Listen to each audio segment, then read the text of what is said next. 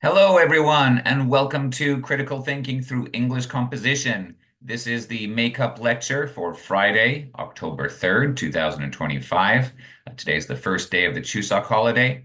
In today's lecture, I would like to review what we did in our last class using sources to strengthen your argument. And I'd also like to give some great examples which are able to cite their sources to a lesser or greater extent. Okay, so the first thing I'd like to do is a quick review of some of the concepts that we looked at in our last class. As I mentioned at that time, we can't always believe that a statement is true, and other people cannot always believe us either. No one is an expert in all things, so if you want to make a claim, you can strengthen that claim by using somebody that is an authority in that area, somebody that is impartial, so they don't have a vested interest in one side of the argument or the other, somebody that is informed, so they actually have the knowledge as well as being impartial.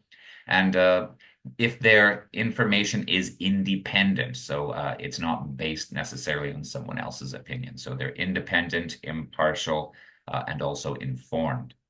Good sources can really strengthen your argument. If you choose your sources poorly, they can weaken your argument. If somebody, for example, is informed but not impartial, that can weaken your argument. In our last class, I gave the example of Elon Musk stating that gasoline-powered cars are going to decrease in value sharply in the near future. Now, that may actually be true. His statement may actually turn out to be 100% accurate. But if I want to make the claim that the value of gasoline cars will sharply decline in the near future, I wouldn't use Elon Musk as my source because he clearly has a vested interest in this topic as the CEO of an electric car company. It's also important to be quite skeptical regarding sources that are not only biased in some way, but some also unreliable. There may be people who have questionable qualifications, or they may have qualifications that are unrelated to the topic that they're discussing. A brain surgeon, for example, may not actually have the most knowledgeable opinion on politics because their expertise is in brain surgery and not in the political science. If you're going to make an argument that uh, requires you to give a source for one of your claims, if it's a widely accepted source or a widely accepted claim, you don't really need to give more than one source because it's non-controversial. It's not an issue. But if you do want to make a claim which is very contested or controversial, it's a good idea to give multiple examples, especially if those sources are independent of each other. If there are, two scientists that are partners and they've both come to the same conclusion, but their conclusion is different than 99% of other scientists that study that topic, you wouldn't want to use those two sources because they're essentially the same source. They're not independent. They might be informed, they might be impartial, but they're not independent of each other. So you're not actually using two sources. Okay, a couple of things to keep in mind. As I just mentioned, experts are not experts about everything. So if you have an expert whose qualifications are in a different field, they might not be qualified to make a statement about something else. Also, experts are not necessarily right. There may be people who are very, very informed. They may have some very good qualifications, but they still might be outliers. And this is an important thing too. If I want to talk about human aging and I want to make the claim that it's possible with proper diet, exercise, and lifestyle to live up to 200 years old, and I use Dr. Aubrey de Grey as my source. I'll talk about Aubrey de Grey a bit later in today's lecture. Now, that doctor, they have a PhD in the topic and they in that field. They've published books on it and also started more than one NGO that focuses on this subject. But the opinion of Dr. Aubrey de Grey that human beings can live up to 200 years old is a very controversial claim. So I wouldn't be able to rest my argument just by um, quoting that one source. It's actually a very important point. There are widely contested claims, and they require multiple sources. But widely accepted claims, you can generally get away with just using one informed, impartial source. Okay, so let's take a look at some of the things we discussed at the end of our last class. I gave you 6 different statements, and you had to go online with your partners and find out if these statements were true or false, and then decide if they were controversial or non-controversial. Would you need more than one source, or could you get away with just using one source? The first claim is that the United States produces more wine per year than any other country. Now, this is obviously not true, and it's easily checked. Students were able to find a variety of sources that showed the United States does not produce more wine per year than any other country. That claim is not controversial, that the United States does not produce more wine than any other country. But as for which country does produce the most wine, I've had different students in my 3 different critical thinking classes show me different sources on the topic. And some will say Italy, some will say France. And in some cases, the figures that are quoted, the number of, I guess, liters of wine produced by each country is sometimes different. So although I would probably lean towards France in this case, there are sources that do seem to imply that Italy would be the #1 producer of wine in the world. For our purposes, though, we could just rest with one claim, with one source, if we want to claim that the United States does not produce more wine than any other country. That claim is easily debunked and can be done with one source. Okay, #2, plutonium is the heaviest naturally occurring metal. This is also false. The heaviest naturally occurring metal is osmium. And in point of fact, plutonium itself is not a naturally occurring metal. It's produced artificially from uranium. You can find a variety of sources that will discuss this. I don't believe it's very controversial to state that osmium is the heaviest naturally occurring metal. So we could just use one source if we wanted to point this out as a fact. No one is going to strongly dispute that. #3, worldwide, more than 1 million children die every year from diarrhea. This is also false. A couple of problems with this claim is it doesn't give a definition to the term of child. Is it from 0 to 5 years old, 0 to 10 years old? Would it include teenagers? It's fair enough to say that there's roughly 500,000 children, I think under the age of 10, that die of diarrhea each year, mostly in developing countries. And you can find this statistic from the World Health Organization, UNICEF, actually a number of different reputable NGOs. Once again, although the exact number may be disputed, the general ballpark number of 500,000 is generally agreed upon. So it would be wrong to say that more than 1 million children die from diarrhea every year. And this is something that is easily checked and backed up by numerous sources. Claim #4, humans first came to the Americas more than 13,000 years ago. Yeah, this is another one. It's very highly agreed upon. It's the overwhelming consensus of scientists would agree that humans came to the Americas more than 13,000 years ago. Most of them will argue between 20 and 23,000 years ago.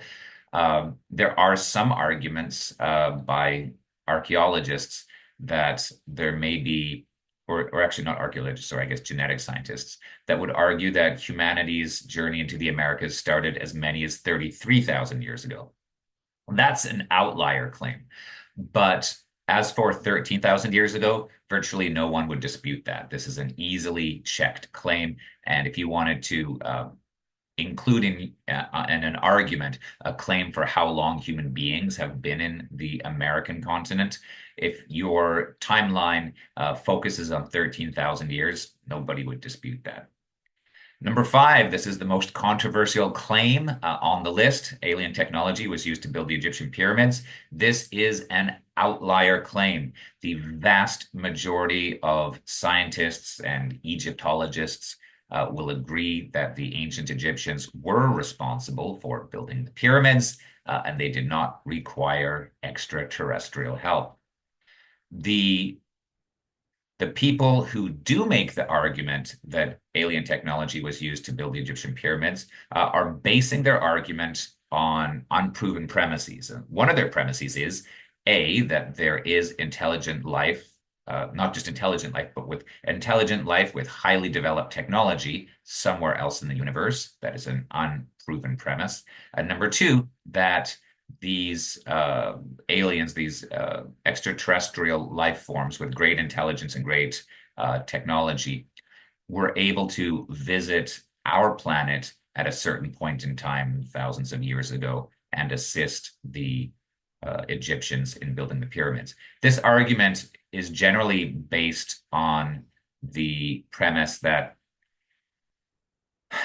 the Egyptians would not have been able to build the pyramids with their standard of engineering skill, the technology they had at their disposal, the tools they had, their labor force. The argument is that the pyramids are built to such exacting, precise standards, which is still amazing for scientists today to look at the structure of the pyramids, that it would have been impossible to build such a mathematically sound, brilliantly engineered structure thousands of years ago with their level of technology. However, this is such a highly controversial claim. It will be very hard to find even multiple sources which would be used to strengthen this claim, because pretty much all of the sources are outside of the mainstream of scientific thought. Number six, Japanese cars are the safest. Generally speaking, yes. I guess there is some vagueness with the claim. Remember, specific concrete claims are always the best. But if you take a look at various categories of safety, whether it's small cars, medium-sized cars, larger cars, look at various budgets, on any list of the safest cars, you are going to find a number of Japanese cars in the top 10 or even the top 5.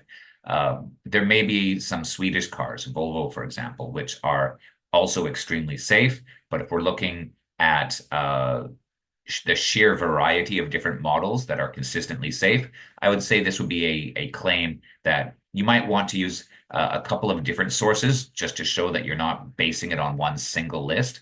But this is something that would be easily proven, but might require more than one source. All right, I'd like to go back to Dr. Aubrey de Grey. I mentioned him a few minutes ago. He is a doctor. He has a PhD in the study of aging, which is gerontology. He's published books on the subject. He's also started NGOs on this, and he's done numerous speeches, and he's a very strong advocate for the hypothesis that humans are fully capable of living extended lifespans, perhaps up to 200 years, with the proper diet, exercise, and other lifestyle conditions. Now, if I wanted to make the claim that people are able to live up to 200 years old, this would be very hard to give sources for. Even if I give Dr. Aubrey de Grey as my source, he is a very controversial, his claim is very controversial, and his work has been quite heavily criticized by his peers in the field of gerontology.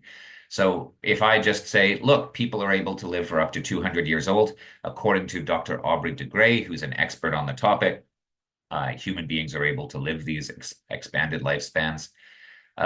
This is an interesting claim, but there are so few doctors that subscribe to this claim that it would be very hard to make a strong argument considering the wide consensus against his claim.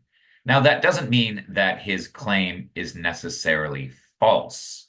Who knows? In the future, we may find out that Dr. Aubrey de Grey has made. Uh, we wouldn't be able to make a very strong argument currently just by using him as a source. Okay, and just a moment here.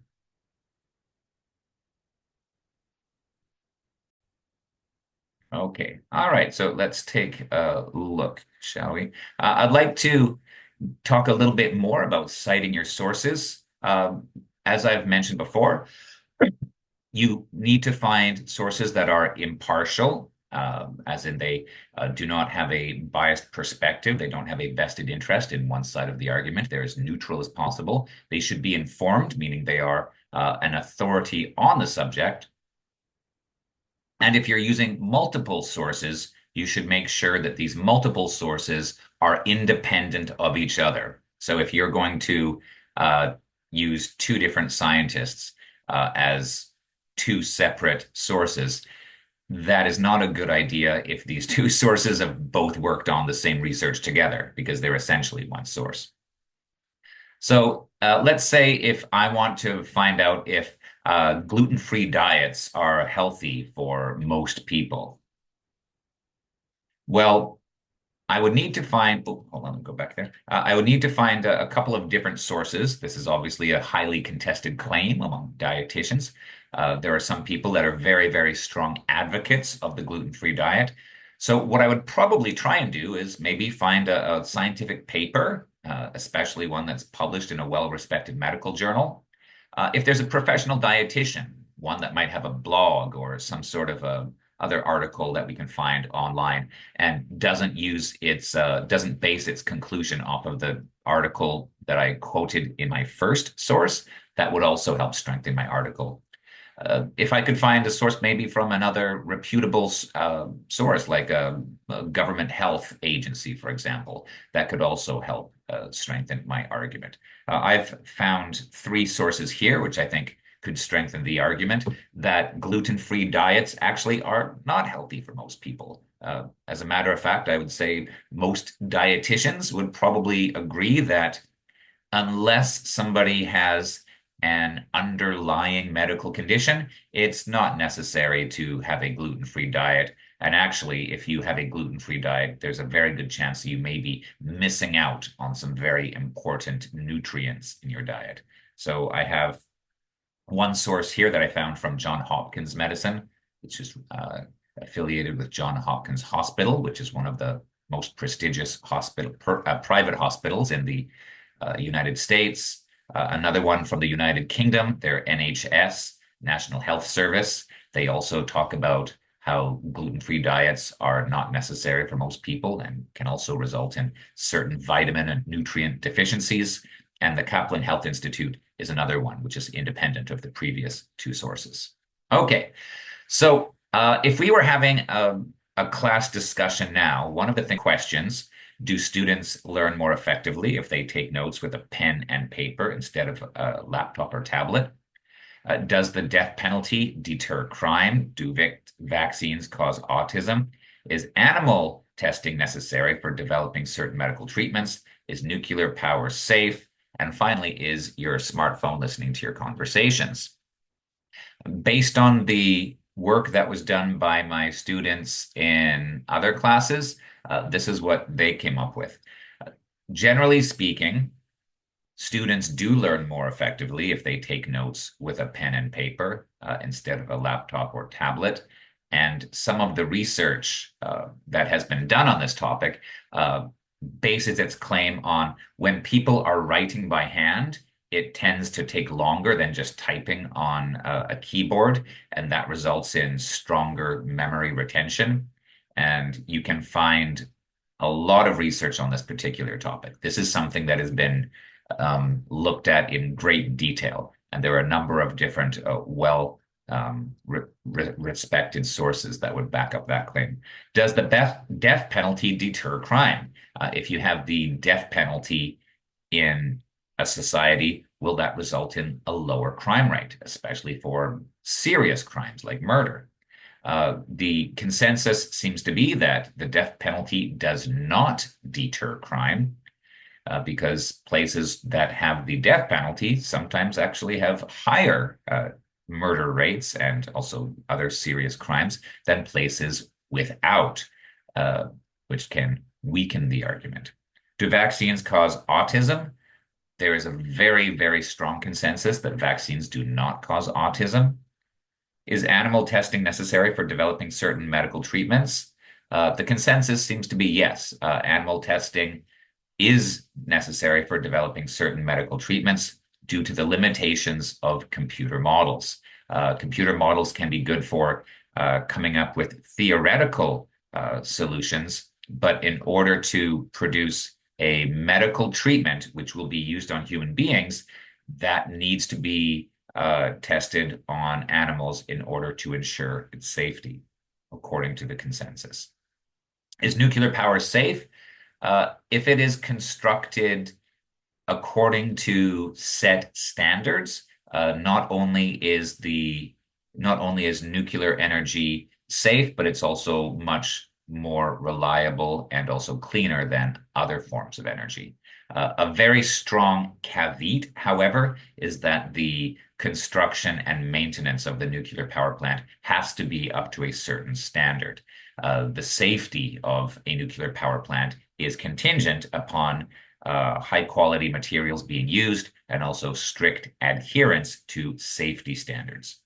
Finally, is your smartphone listening to your conversations? Apparently, it does listen to our conversations, just like AI devices such as Alexa, which are listening to you talk so that it knows which adverts to bombard you with later on. So when you do speak, it appears that your phone is actually using your words as a way of providing targeted advertising for you.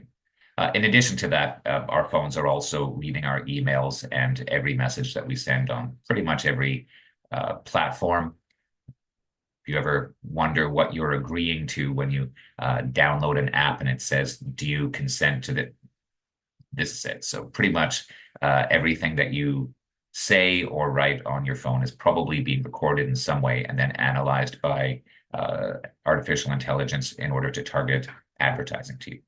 Okay, so I'd now like to give you a few more arguments that use sources, and I want us to take a look at how well each of them actually does cite their sources.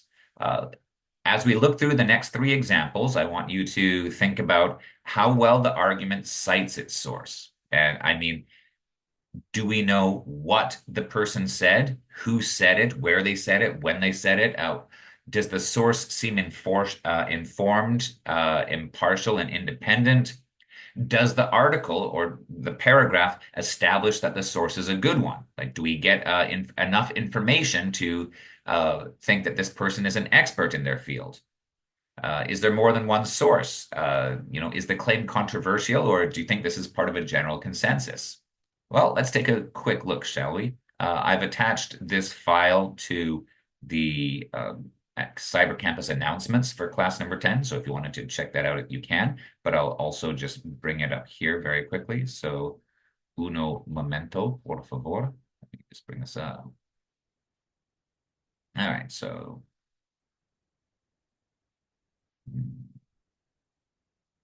here we go. All right, so here's the very first one here. So yeah, in regular class time, what I would do is break you up into 6 different groups. Groups would have their choice of 3 different articles, and then they would look through them and then evaluate how well the argument cites the source. Please keep in mind, I'm not interested in whether you agree with the argument. I'm not interested in whether you agree with the argument or not. What we're looking at here is how well does the argument cite its source? Does the source seem like a good one? Does the source seem informed and impartial? Does it seem that the argument the source is making is controversial, or is it part of a consensus? These are things that we have to consider when we decide if the source is a good one or not. So here's the first one. Once you start investing your savings in the stock market, you might be tempted to sell a stock whenever you see that you've lost money on it. In an interview with USA Today, economist Agner says that you shouldn't give in to this temptation. Agner, author of the best-selling textbook, A Course in Behavioral Economics, and a professor at the University of Stockholm, specializes in the way that human psychology affects economic decision-making. He points out that even though it's tempting to sell stocks when you've lost money on them, people who do so will usually end up buying high and selling low, which is not a good way to make money. Instead, Agner says that you should ignore past gains and losses and only focus on whether you expect the stock to do well in the future. Cass Sunstein, a professor at Harvard Law School, who's also studied behavioral economics, agrees with him. Focusing on short-term gains and losses leads people to sell underperforming stocks when they should hold on to them. Therefore, selling stocks just because you've lost money on them is a mistake. This argument uses its sources very well. First of all, we get the names of them, Ed Agner and Cass Sunstein. For Ed Agner, he is clearly established as an authority on this topic, economic decision-making. He not only teaches a course in behavioral economics, but he literally wrote the textbook on this. So he is clearly an expert in the field. And if I wanted to find information about this, I can easily find his book online. Although we don't get the actual date here of the interview with USA Today, that's not so necessary because we can actually find the textbook and we can find clips from that textbook probably very easily online, possibly even a free PDF file. So definitely established as a very good source. He doesn't seem to be biased in any way. It's not as if he stands to gain by people not following his advice. The claim that he makes is also likely widely accepted. If you ask other very well-respected investors, whether it's Peter Lynch or Warren Buffett, this is pretty much exactly what they say as well. You have to focus on what you think the stock is going to do long term. If the stock goes down and you panic sell your stocks, you're much more likely to lose money if that is your strategy in the long run. What you should be doing is not focusing on what money you've made or lost in the past, but how you expect that stock to do in the future. If you think the stock is going to do well in the future, it's a much better strategy to hold on to that stock rather than sell it low and then wind up losing money. Over time, you're going to lose much more money than if you were to hold on to the underperforming stock. Of course, he does point out this is also, do you expect the stock to do, better in the future? If there's good reason to believe that the stock will continue to go down, obviously sell it. Example number 2, while vacationing in southern France, coming down here. While vacationing in southern France, Belgian scientist Sophie Verheyden, who specializes in stalagmites. Stalagmites are rock formations that grow from the bottom of the cave going up. Stalactites are ones that come down from the roof of the cave. Stalagmites are ones that come up from the bottom. She still specializes in stalagmites, and she heard about a cave containing broken stalagmites. An archaeologist had used radiocarbon dating on bear bones in the cave to argue that Neanderthals had broken the stalagmites about 50,000 years ago. Knowing that radiocarbon dating could be unreliable for bones that old, Verheyden instead measured trace levels of uranium in the stalagmites to estimate how long ago they'd been broken. She concluded, much to her own and everyone else's astonishment, that someone had broken the stalagmites roughly 176,500 years ago. Therefore, the stalagmites were broken roughly 176,500 years ago. Okay, if this seems a little confusing, a little hard to understand, let me break it down for you. The consensus is that human beings some kind of maybe Neanderthals broke these stalagmites, these rock formations, in in these caves about 50,000 years ago. That's what we people have thought. Verheyden decided to use a different type of test, testing trace levels of uranium uh, in the stalagmites rather than in the bare bones. I guess they figured this Neanderthals had killed the bear too. It's not quite sure. Uh, but this argument makes a few small errors. It doesn't necessarily give us uh, a strong reason to believe that she is an expert. It states that she's an expert and that an expert in stalagmites, but we don't really know anything else about her. So there's very little information that is given about Sophie Verheyden. It says she's an expert. Also, we don't necessarily know when. We do have the date there because it is from the Atlantic. Um, it does tell us who she is, but the important thing to note here is her claim is not widely accepted. If I wanted to say, you know what, I think that Neanderthals existed 176,500 years ago, and I believe that, and I want you to believe that because this Belgian scientist did this testing on, broken stalagmites in a cave in southern France, and her testing made it clear or implies that these rock formations were broken a long, long, long time before. That is a highly contested claim. It even states here that, much to her and everyone else's astonishment, it's this test implies that the stalagmites were broken, more than 176,000 years ago, which is more than 3 times the estimate, which is the general consensus. If I wanted to, if I wanted to make this argument stronger, I would like there to be another source. If somebody is going to say that these stalagmites were broken roughly 176,500 years ago, I would need at least another source to back it up because it's highly controversial. And that source would have to be independent of Sophie Verheyden. It couldn't be somebody that was with her doing the test at the same time. This argument is trying to say that the stalagmites were broken 176,500 years ago, but it's only using one source for a very controversial claim. All right, and the last one here. During his first term as president, Donald Trump nominated Brett Kavanaugh to the United States Supreme Court. Shortly after, a psychology professor named Christine Blasey Ford testified in front of the United States Senate that Kavanaugh had sexually assaulted her when they were in high school. Kavanaugh then testified before the United States Senate, furiously insisting that he was innocent.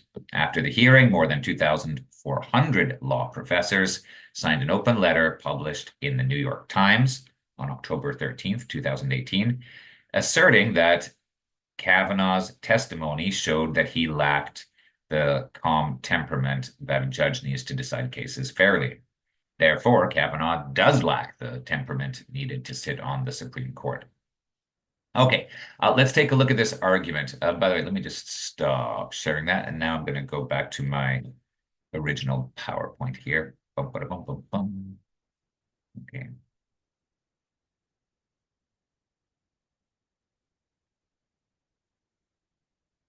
Hold on just a moment here.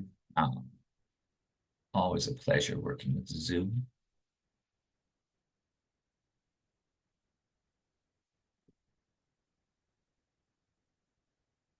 Okay, yeah, so the stock market advice, we have multiple sources. Both are very well established as authorities in their subject of expertise, and they are also giving advice, which is a widely accepted claim. There's a great consensus. So I think this argument cites its sources very, very well. And I think the sources really do strengthen the argument.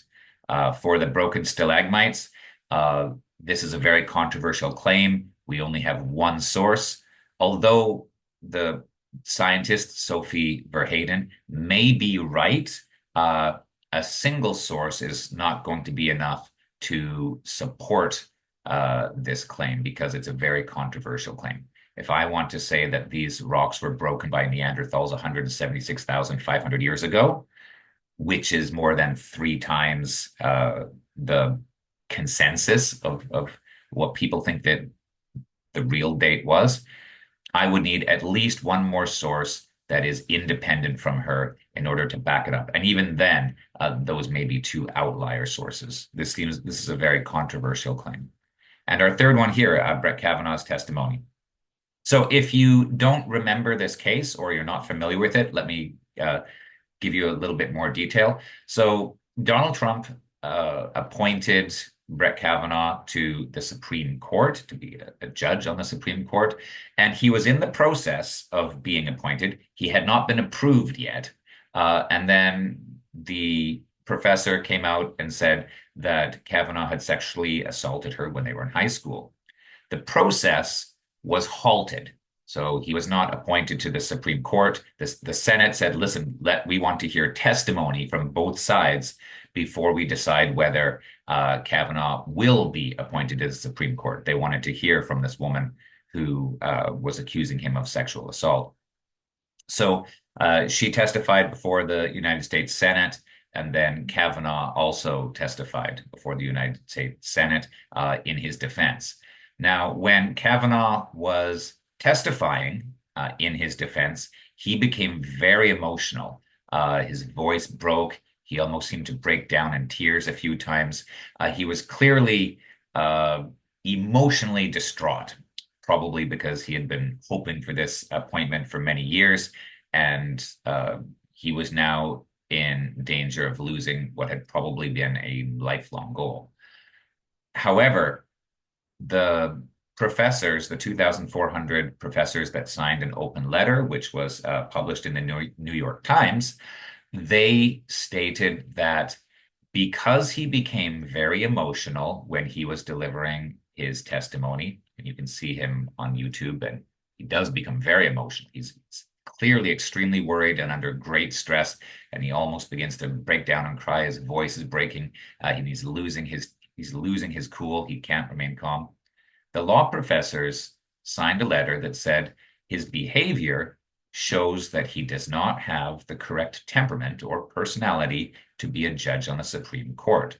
Their argument is that in order to be a judge on the Supreme Court, you need to demonstrate the ability to be calm, even-handed temperament. If you're going to listen to cases on the Supreme Court, these are the most important most important cases that happen in the country. It's at the highest levels of the land, right? The Supreme Court. If he could not keep his emotions under control while testifying in front of the United States Senate, then he didn't have the personality, or he didn't have the correct temperament to be a judge on the Supreme Court. Now, if that's the claim that the argument is making, Kavanaugh does not have the temperament to be a judge on the Supreme Court. Let's see. Well, do we have one source? Actually, we have 2,400 sources. These may not be independent of each other. We don't know, but there are 2,400 law professors which have stated his behavior shows that he does not have the correct temperament to sit on the Supreme Court. This shows a great level of consensus in terms of the conclusion. This is not one or two professors. This is actually literally thousands of professors that have all come to the same conclusion. All of the professors are related to law in some way. It says they are law professors. So not only are they an expert in some degree with law, but there is also a great consensus here. I have heard a counter argument from this. One of my students last year said, "Oh, but Mr. Barnard, politics in the United States is highly polarized, and most professors tend to be politically liberal." This is actually true. Vast majority of university professors tend to be liberal leaning. And therefore, because Brett Kavanaugh was a political conservative and a favorite of Donald Trump's, this could be a reason for the professors to uh, gang up, as it were, on Kavanaugh. So there is that potential counter argument. Okay. All right. So now that we've taken a look at those three examples, I would like to now give you your homework assignment. What I'd like to do is go back in time a little bit to when we looked at analogies. And I want to give you a simple paragraph homework where you look at an analogy and evaluate it following a very particular structure. All right, so let's jump back into the PowerPoint here. Okay, here we go.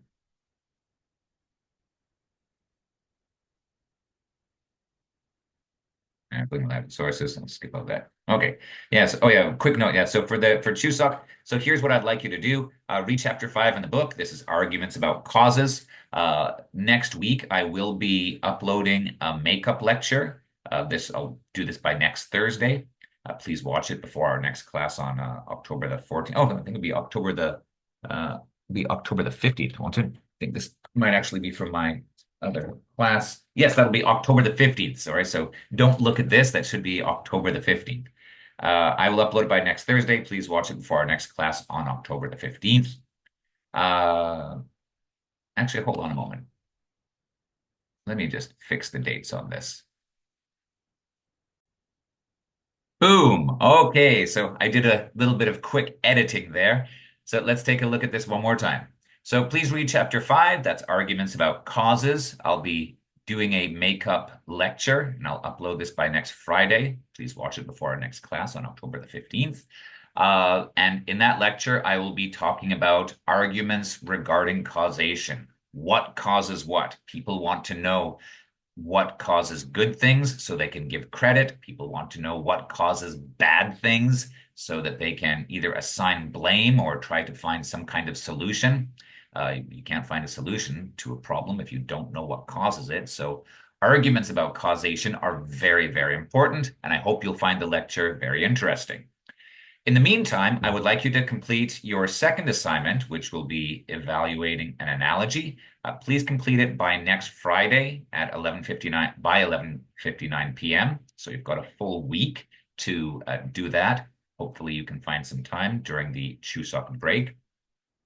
What I'd like you to do is write a paragraph where you evaluate an analogy. And I'd like to use an example we used in a previous class as a model or a template for your homework assignment. So here's the specs. Write a paragraph, approximately 150 words, that evaluates the strength of an analogy. And I'll show you one more time the example of an evaluation that we looked at in class. This was the analogy about forcing a shoplifter to give up forcing the shoplifter to give up $20. Therefore, the shoplifter should not be allowed to force a shoplifter to give up a shoe to avoid having the police called. So your paragraph should have 4 different parts. You should begin by making your overall evaluation. Is the analogy relatively strong or weak? Like, is it very strong? Is it not really that strong? Do you think the analogy makes an excellent point and the similarities greatly outweigh the differences? Or do you think that it's a very weak analogy? Maybe you think the differences are so much more significant. Love to hear why. Do you think it's just moderately? Do you think that the similarities and differences are fairly balanced out? So it can be a useful analogy, but you don't think it's really that great because the similarities and differences don't really have one that is greater than the other. Do you hear why? Try and pick at least one similarity that is significant and tell me why that similarity between two things is so great. Next, tell me about a significant difference. A and B are still quite different, however, and tell me how. And then finally, give me your last, ultimate analysis. Like, do the similarities outweigh the differences or vice versa? So you might remember that was the analogy, demanding a shoe in return for not calling the police is like demanding $20 for not calling the police. And I gave you this paragraph. You can find this on an earlier PowerPoint. I'm presenting it again here for you. When you write your paragraph for assignment 2, it should look like this. One sentence should make an evaluation of your chosen analogy. Is it relatively strong or weak? In this case, the example says it's a fairly strong argument. Then tell me about a significant similarity. How are A and B relevantly similar? Then tell me about a relevant difference. This is something that will sort of maybe weaken the analogy a little bit. And then finally, tell me whether you think that the relative differences outweigh the similarities, or do the similarities outweigh the differences? Please use this paragraph as your model when you do your own homework. What analogies will you have your choice of? Well, here are 3. Number 1, not donating to charitable organizations is like allowing a child to drown in a shallow pond. Therefore, people should donate to charitable organizations.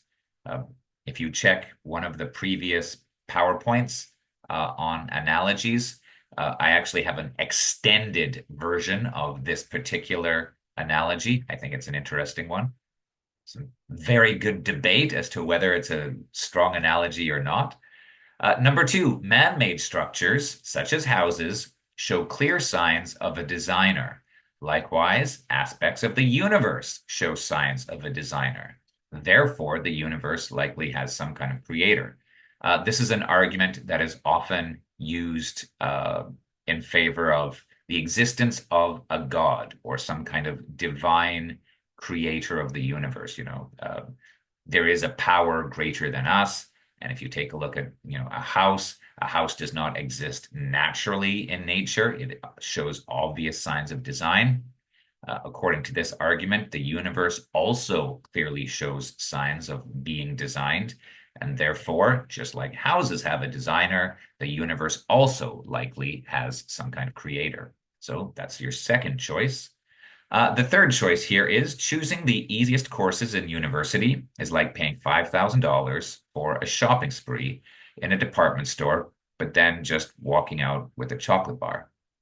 In both cases, you're acting foolishly. Therefore, you should choose courses based on their intellectual value, not how easy they are. This analogy is comparing going on a shopping spree, but only walking out with a chocolate bar, to going to university, but only choosing easy courses. Now, this analogy talks about a shopping spree. A shopping spree is when you go into a store and you buy many things. Now, in this case, paying $5,000. Imagine you could pay $5,000 to a department store and then take anything you wanted, as many different things.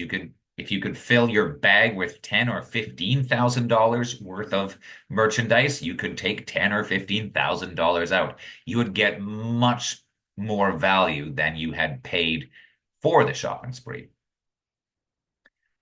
This argument is saying that if you only choose easy courses in university, the easiest options, what you are doing is very foolish, because you're not getting the intellectual value, just like somebody paying for a shopping spree but walking out with a chocolate bar. They could get merchandise of great value, but instead they get something very cheap and ultimately worthless. By choosing the the easiest courses in university, you are also acting in a similarly foolish way. Okay, so choose one of these analogies and decide if you think it is a strong analogy or a weak analogy. Is it very strong, very weak? Is it fairly strong or weak? How balanced is it? And then after you make your choice, I want you to write the paragraph that's about 150 words, and it should follow this structure. Each sentence should give me some information and answer one of those questions. Is the analogy relatively strong or weak? How are the two things relevantly similar? And why are these similarities relevant to the conclusion? Then tell me a significant difference. And then how is that difference relevant to the strength or weakness of the conclusion? And finally, do the similarities outweigh the differences, or do the differences outweigh the similarities? Okay, so that's all I have for you today. I hope you enjoy your Chuseok vacation. I will upload my second uh, makeup lecture sometime next week, by Friday at the latest, but probably before then. I'll put a message in Kakao Work after I upload it. Please don't forget to do this homework and upload it by October the 10th. Thank you very, very much. If you've got any questions, please post them in Kakao Work, and then I will do my best to answer them as quickly as I can. So have a great holiday, and I will see everybody in a couple of weeks. Bye-bye.